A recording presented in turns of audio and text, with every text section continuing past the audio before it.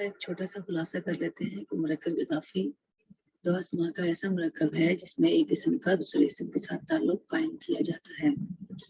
جس اسم کو کسی کی طرف نسبت دی جائے اسے مضاف اور جس کی طرف کی جائے اسے مضاف الیہ کہتے ہیں. عربی میں اردو کے برعکس مضاف پہلے آتا ہے اور مضاف الیہ بعد میں. جیسے لڑکے کی کتاب کا ترجمہ ہوگا کتاب الولدی. اس مثال میں کتاب مضاف اور لڑکا مضاف الیہ ہے. اسی طرح پچھلے سبق میں ہم نے یہ بھی پڑھا تھا کہ مرکب اضافی دو ایسے کلمات کا مرکب ہوتا ہے جس میں پہلا کلمہ اسم نکرہ ایسا اسم نکرہ جو تنوین کے بغیر ہوتا ہے اور یہی مضاف کی پہچان ہوتی ہے اور وہ معرف باللام بھی نہیں ہوتا. نکیرہ ہوتا ہے یعنی معرف باللام نہیں ہوتا, معرفہ نہیں ہوتا اور تنوین کے بغیر بھی ہوتا ہے. دوسرا کلمہ جسے مضاف الیہ کہتے ہیں ہمیشہ حالت جر میں ہوتا ہے. جیسے اصحاب القریۃ آپ دیکھ سکتے ہیں گاؤں کے لوگ اور اصحاب القریۃ کسی گاؤں کے لوگ. اب دیکھیں دونوں مثالوں میں ہم نے کیا پڑھا تھا کہ اگر ہمارا مضاف الیہ معرف باللام ہوگا تو ہم مضاف کو معرفہ تصور کریں گے اور اگر مضاف الیہ نکیرہ ہوگا یعنی معرف باللام نہیں ہوگا تو ہم مضاف کو نکیرہ تصور کر سکتے ہیں.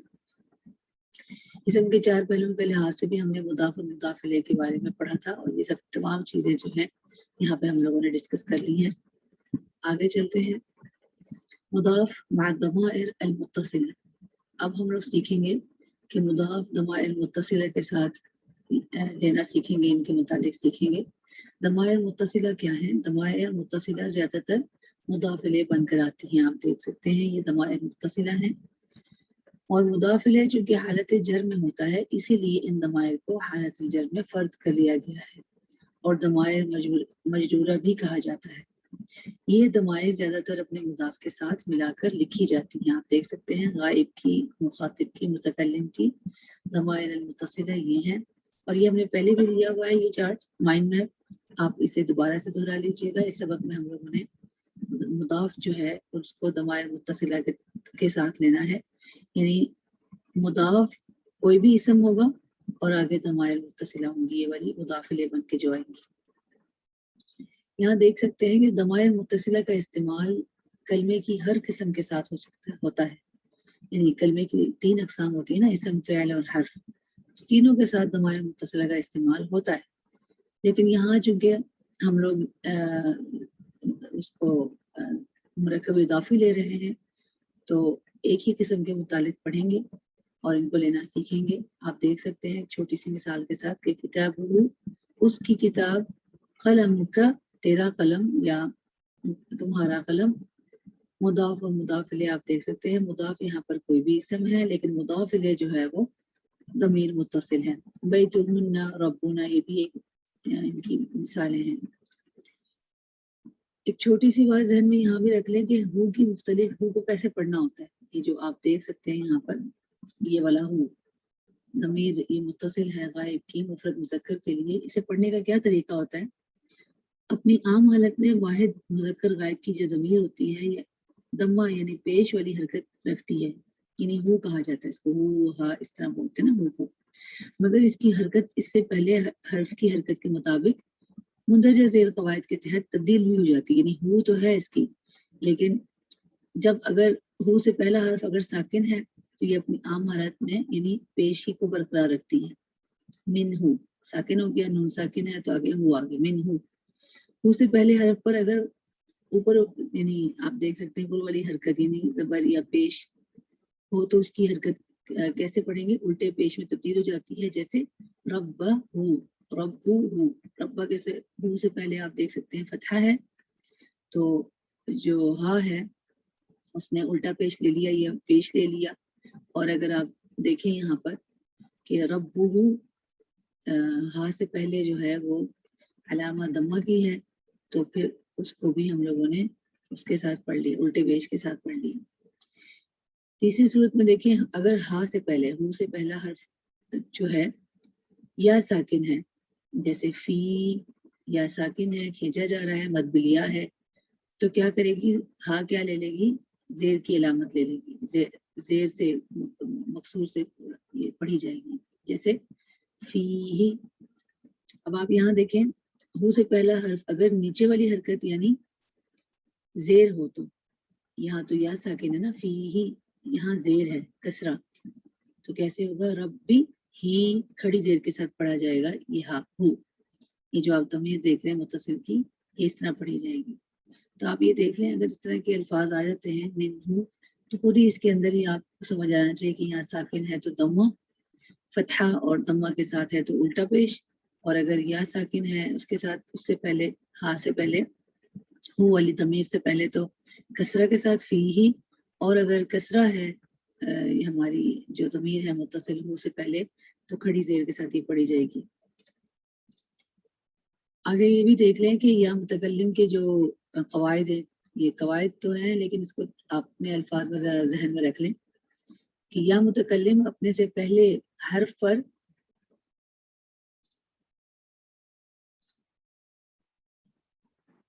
یا جو متکلم ہے اپنے پہلے جو حرف پر کسرہ یعنی زیر مانگتی ہے، لہٰذا یا متکلم کے مضاف تینوں اعرابی حالتوں میں عموماً ایک ہی جیسے ہوتے ہیں۔ مثلا قومن اگر اس کو انا کے ساتھ پڑھیں تو قومی حالت رفع میں، عبدی حالت رفع میں ایک ہی جیسے لگ رہے ہیں، دیکھیں قومی حالت نصب میں، عبدی حالت نصب میں بھی قومی جیسے ہی لگ رہے ہیں جو کہ حالت رفع میں۔ اب حالت جر میں تو یہ آلریڈی ہوتے ہیں قومی اور عبدی، تو رفع اور نصب جو ہے ان کی ایک جیسی ہوتی ہے، حالت جر جیسی ہی ہوتی ہے۔ اگر یہ متکلم سے پہلے حرف کو زیر نہ دی جا سکے، جیسے یہاں پر آپ دیکھیں کتابان ہوتا ہے نا، دو کتابیں، اگر میں کہوں کہ میری دو کتابیں، کیا ہوگا؟ کتابایا، یہاں پر دیکھ سکتے ہیں میری دو کتابوں کا ترجمہ ہوگا کتابایا، اور اسی طرح خطایا، میری خطائیں، تو آپ دیکھ سکتے ہیں اگر یہاں پر مد الف کے ساتھ ہو رہا ہے تو یا پر فتحہ لگ جائے گی۔ اب یہ اس کو مثنی اسما جو ہیں وہ جب لکھے جاتے ہیں یا کے ساتھ، نئے متکلم کی جو ضمیر ہے یا، تو وہ اپنے پر فتحہ لے لیتی ہے۔ باقی صورتوں میں کیا ہوتی ہے؟ رفع نصب اور جر، تینوں صورتوں میں یہ مجرور ہی نظر آ رہی ہوتی ہے۔ آگے چلتے ہیں، یہاں پر کچھ امثلہ ہیں، جیسے اگر میں کہوں اس کی کتاب، تو عربی میں جملہ کیسے بنائیں گے، کیسے بولیں گے اس کو؟ کتابو ہو، کتابو ہو، کتاب تو ہے، ہمارا مضاف کیا ہے؟ اسم ہے، لیکن آگے جو ضمیر ہے اس کی کتاب، تو کیا ہو جائے گا؟ ضمیر ہو کی استعمال ہوگی۔ یہاں پر دیکھیں اس کی کتاب میں اردو میں پتہ نہیں چل رہا ہے، اس کی کتاب میں ہم یہاں پر کہہ رہے ہیں کہ مذکر کی یا مؤنث کی، تو میں نے یہاں نیلے رنگ سے مینشن کر لیا ہے کہ یہ اس کی کتاب جو کہا جا رہا ہے یہ مذکر کو کہا جا رہا ہے۔ اب یہاں دیکھیں کتابہما، ان کی کتاب، لیکن ان کی جو ہے اردو میں دو طرح سے ہوتا ہے، میں اب ان دونوں کی کتاب کہوں گی، یہاں پر مینشن کر لوں گی دو کو، یا ان سب کی کتاب یا ان کی کتاب، تو ان دونوں کا ترجمہ دیکھیں یہاں پر مثنیٰ کے لیے کیا ہوگا؟ کتابہما اور کتابہم، ان سب کی کتاب اور ان دونوں کی کتاب، لیکن اردو میں ترجمہ آپ دیکھ سکتے ہیں ایک ہی جیسا رہتا ہے۔ یہاں پر ہمیں کچھ اور چیزوں کا اضافہ کر کے بتانا ہوتا ہے کہ کس بارے میں بات ہو رہی ہے، لیکن عربی میں نہیں بتانا ہوتا کہ ہم مفرد مذکر کو کہہ رہے ہیں یا مثنیٰ مذکر۔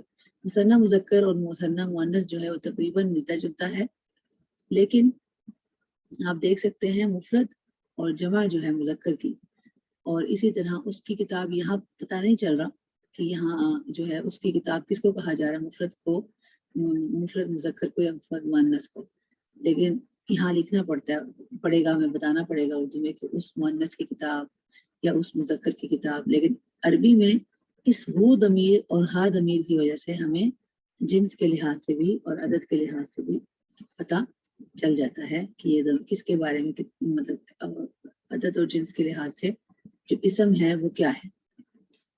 آگے دیکھیں کتابہن، ان کی کتاب، اب ان کی کتاب مذکر کے لیے بھی اردو میں ایک جیسا ہے اور مؤنث کے لیے بھی ایک جیسا ہی جملہ بولا جاتا ہے، مگر آپ عربی میں دیکھیں کتابہم اور کتابہن، اس طرح یہ جو ضمائر جو ہیں غائب کی جمع والی وہ لگتی ہیں اور پتہ چل جاتا ہے کہ کن کے متعلق بات ہو رہی ہے۔ اسی طرح اگر ضمائر متصلہ کو مخاطب کے ساتھ بولا جائے تو اس کا طریقہ کار کیا ہوتا ہے؟ کہ وہاں پر کا، کما، کم، کی، کما، کننا، یہ والی ضمائر استعمال کی جاتی ہے نا. تو یہ ہم نے سیکھی نہیں ہے، پچھلا میں نے چارٹ دے دیا آپ سب کو، وہ پہلے یاد کر لیجئے گا، دوبارہ سے مراجعہ اس کا کر لیجئے گا، کیونکہ ہم لوگوں نے یہ پہلے یاد کی نہیں ہے تمام ضمائر.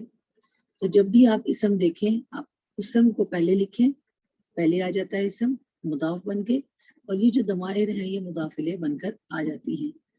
تمہاری کتاب کا ترجمہ ہوگا کتاب کا، اور کا کی وجہ سے ہمیں پتہ چل رہا ہے کہ یہ جس سے ہم مخاطب ہیں وہ مفرد مذکر ہے. ویسے تو دیکھ کے ہی پتہ چل رہا ہے مخاطب کو، لیکن عربی میں دیکھیں ضمائر بھی ان کی مختلف ہوتی ہیں، مخاطب کی، مذکر کی، مفرد مذکر کی، مثنی مذکر کی، جمع مذکر کی، اسی طرح مفرد مؤنث، مثنی مؤنث اور جمع مؤنث کی بھی جو ہوتی ہیں ضمائر مخاطب کی، وہ بھی مختلف ہوتی ہیں. کتابک، کتابکما، کتابکم، اسی طرح کتابکی، کتابکما، کتابکن. آپ دیکھ سکتے ہیں ترجمہ یہاں لکھا ہوا ہے، عدد اور جنس کے لحاظ سے بھی آپ چیک کر سکتے ہیں کس طریقے سے ضمائر متصلہ جو ہیں وہ مختلف تبدیل ہو رہی ہیں. اسی طرح اگر ضمائر متصلہ متکلم کی بولی جائے، اگر میں کہوں میری کتاب تو کیا ہوگا کتابی، کیونکہ یہ جو ہے آگے آپ دیکھ سکتے ہیں حالت جر میں چلا جاتا ہے کتابی، اس طرح بولا جائے گا میری کتاب. اور میری جو ہے ہم دونوں کی کتاب، ہماری کتاب، اس کا ترجمہ ہوگا کتابایا، کتابایا. اور اگر ہم کہیں کہ ہم سب کی کتاب تو کیسے ترجمہ ہوگا اس کا کتابنا. تو آپ نے دیکھا کہ اسم جو ہے وہ اس کو تبدیل نہیں کرنا، یہاں پر کتاب ایک ہی جیسا رہ رہا ہے، لیکن ضمائر جو ہیں وہ مختلف ہو رہی ہیں، ہماری، میری، تمہاری، اس کی، ان کی.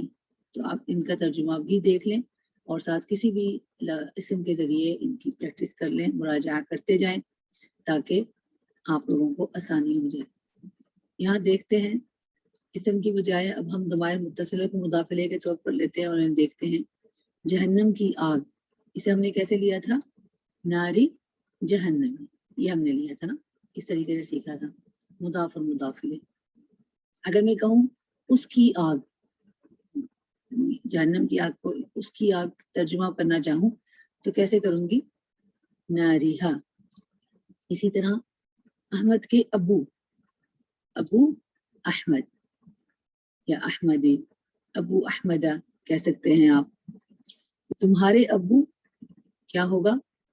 ترجمہ اس کا ہوگا ابو کا.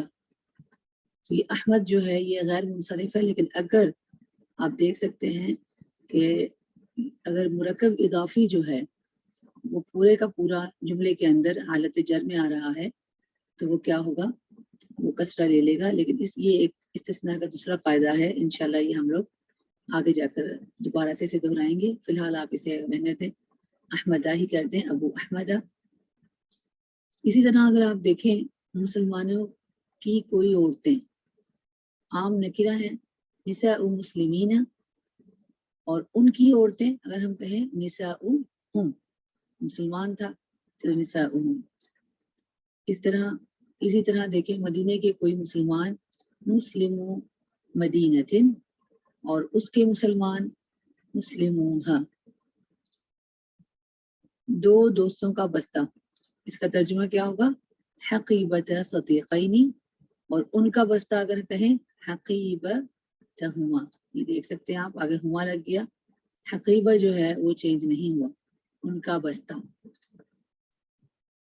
یا ان دونوں کا بستہ، یہ بھی ترجمہ ہے اس کا اصل میں. دو گھروں کی دو مالک کیا ہوگا؟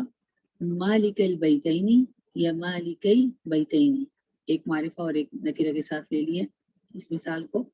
اگر ہم کہیں ان کی مالک، ان کی مالک یعنی دو گھروں کی مالک، ان دو گھروں کی مالک، مالکہما یا مالکیہما. یہ آپ دیکھ سکتے ہیں ترجمہ. مریم کا قصہ کیا ترجمہ کیا تھا ہم نے، کیسے سیکھا تھا؟ قصۃ مریم. اور اگر ہم اس کا کہیں کہ اس کا قصہ تو قصتھا. اسی طرح درختوں کے سائے، یہ ہم نے ترجمہ اس کا کیا سیکھا تھا لینا؟ ظلال الاشجار، اور ان کے سائے تو ہم اس کو کہیں گے ظلال ہم، ظلالھا ہونا چاہیے ویسے، ظلالھا، کیونکہ اشجار جو ہے وہ غیر عقل کی جمع تکسیر ہے، اسے میں चेंज कर लूंगी, यहाँ गलती से हम लिखा है, ये ज़लालुहा हो जाएगा। इसी तरह आप देख सकते हैं मुरक्कब इजाफी की 3 अक़साम हैं। पहली किस्म हमने ले ली मुदाफ और मुदाफ इलैह, यानी मुदाफ जो था वो हमारा इसम था और उसके साथ मुदाफ इलैह भी इसम था, इस तरह लिया। फिर हमने लिया मुदाफ, और जो अभी पिछला भी सबक सीखा है इस दर्स में, पहला जो सबक था हमारा वो था मुदाफ के साथ जो मुदाफ इलैह था वो दमीर मुत्तसिल थी, तो हक़ीबतहुमा हो गया और फतहुमा अक़लामुहुम, ये अमसिला आप देख सकते हैं। अब एक और किस्म है मुरक्कब इजाफी की, वो है बजाय मुदाफ यहाँ पर इसम के, माफ कीजिएगा, मुदाफ इलैह जो है वो इसम और दमीर मुत्तसिल नहीं बल्कि खास किस्म के मुदाफ इलैह होते हैं, जो कि जुमले में क्या होता है मुदाफ इलैह के तौर पर आते हैं किसी भी इसम के साथ। आप देख सकते हैं कुछ अल्फाज या हरूफ मुदाफ भी बनकर इस्तेमाल होते हैं, मुदाफ भी बनकर इस्तेमाल होते हैं। आप देख सकते हैं कुछ अस्मा हैं या कुछ हरूफ हैं, आप इनको देख लें, इनमें याद करना पड़ेगा आपको। मुदाफ बनकर आने की सूरत में ये ज्यादातर हालत नसब में होंगे, ये ज्यादातर हालत नसब में चले जाएंगे ये वाले खास मुदाफ, लेकिन रफा और जर में भी आ सकते हैं। बाज़ औक़ात रफा और जर में भी आप देखेंगे, लेकिन ज्यादातर इनको कैसे देखेंगे, इनको हालत नसब में देखेंगे। जैसे कब्लू कह दें या कबला कह दें, यहाँ पर कब्लुहुम, और तो यहाँ पर ये आएगा कब्लिहिम। आगे इनकी अमसिला देखते हैं, इनकी एक लिस्ट दे दी है उर्दू मायने के साथ, उनको लाजमी याद कीजिएगा। आप यहाँ देख सकते हैं, दोबारा से इसे दोहरा लेते हैं कि कुछ अस्मा ऐसे होते हैं जो मुदाफ बनकर आते हैं, यानी खुद मुदाफ बनते हैं और दूसरे इसम को अपना मुदाफ इलैह बनाकर मुरक्कब इजाफी की शक्ल इख्तियार कर लेते हैं। अब वो अस्मा क्या है, कुल्लुन को देख लें आप, कुल्लुन और इसने जिसके साथ ये आया हुआ है वो शैउन है। कुल्लुन आपका खास मुदाफ है, अगर ये आया किसी इसम के साथ तो कैसे होगा, ये कुल्लु शैइन ऐसे लिखा गया। और कुल्लुन को फिर देखें, अगर हम देखें बिदा के साथ तो क्या होगा, कुल्लु बिदातिन। ये खास मुदाफ आप देख सकते हैं, ज़ू भी खास मुदाफ है, और इंदा, मा, दूना, बैना, और इसी तरह आप देखें कुल्लु ज़ुल कुव्वती, ज़ुल भी यहाँ देख लें, ज़ातु भी है, गैरु, मा, दूना, बैना। तो ये तमाम जो है आप देख सकते हैं कि दाएं तरफ जितने भी लिखे हुए हैं ये खास मुदाफ हैं। इनकी एक लिस्ट भी आपको दे दी जाएगी, उसे याद कर लीजिएगा मायने के साथ, ताकि आपको आगे जाकर आसानी पेश आए। अब यहाँ पर आप देख सकते हैं ये मिसालों को जिनमें खास मुदाफ का इस्तेमाल हो रहा है। आप ये देखें, उनसे पहले कबलू है, कबलू कहते हैं पहले को, और मैंने यहाँ पर दमीर के साथ इसको लिया हुआ है, दमीर भी यहाँ पर मुदाफ इलैह बनकर आई हुई है, और खास मुदाफ जो है वो कबलू है। ठीक है, तो कैसे बनेगा ये, कबली हिम। इसी तरह उनसे पहले में तर्जुमा यहाँ पर मुअन्नस को भी कह सकते हैं उनसे पहले, तो कबलू, कबली हिन्ना, कबलू और हुन्ना को मिलाया तो कबली हिन्ना बन गया। इसी तरह फर्ज के बाद बातू कहते हैं, बातू है अरबी में, और फर्ज को फरीजा कहते हैं, बातिल फरीदा थी। यहाँ पर देखें दरख्त के नीचे, तो इसका तर्जुमा क्या है, तहत कहते हैं नीचे को, ये खास मुदाफ है, और इसने आगे अपने जो भी इसम है शजरा, उसको वो मुदाफ इलैह के तौर पर इस्तेमाल हो रहा है, तो तहत शजरती, इस तरह तर्जुमा बन रहा है इसका। दोनों के बीच तो क्या होगा, दरमियान को कहते हैं ना, बैना, दरमियान, बीच, बैना और हुमा दोनों के। अब वो दोनों जो हैं मुअन्नस हैं, मुज़क्कर हैं, यहाँ पर हमें जुमले के हिसाब से देखना पड़ता है। बैना हुमा, ये इसका तर्जुमा बनेगा।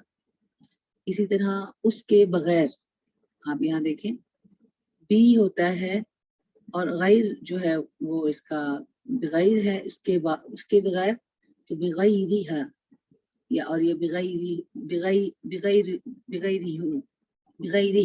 अगर देखें ना बगैरी ही, जो हमने सीखा था हु की तमीर के साथ, बगैरी ही उसके बगैर, ये बगैरी है उसके बगैर, मुज़क्कर और मुअन्नस के मायने आ जाते हैं हो और हा की वजह से। लाठी के साथ آپ یہاں دیکھیں لاٹھی کے ساتھ کا ترجمہ بنتا ہے مع العصا، اور لاٹھی کے پاس اس کا ترجمہ کہتے ہیں پاس کی عربی ہے عند العصا۔ اسی طرح ہر مسلمان کا ترجمہ بنتا ہے کل مسلم، اگر یہ آپ کا مضاف الیہ مسلم ہے نکرہ ہے تو یہ آئے گا کل مسلم، ہر مسلمان۔ اور اگر ہم کہیں کہ مسلمان کا سب کچھ تو کیا ہوگا، معرفہ کے ساتھ لکھیں گے ہم لوگ مسلم کو کل المسلمین، تو اس کا ترجمہ ایسے بن جائے گا۔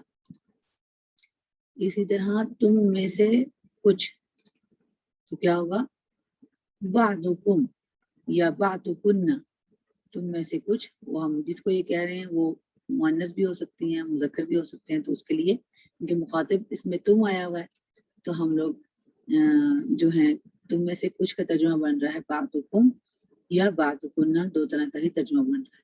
تو یہ تھا آج کا درس۔ اگر باقی پچھلے درس کا مراجعہ کیجیے گا اور اس درس کو بھی آپ دیکھیے گا، بار بار اس کا مراجعہ کریں، تمام قواعد کو اپنے ذہن میں رکھیں۔ اسی طرح ہم لوگ اگلا سبق لیں گے تو پچھلے سبق جو ہے ہمارا بھولا ہوا نہ ہو، اور مزید اگر آپ نے کچھ سوال وغیرہ پوچھنا ہے تو وہ اپنے ذہن میں رکھیے گا اور اگلے درس میں پوچھیے گا۔ وآخر دعوانا ان الحمد للہ رب العالمین۔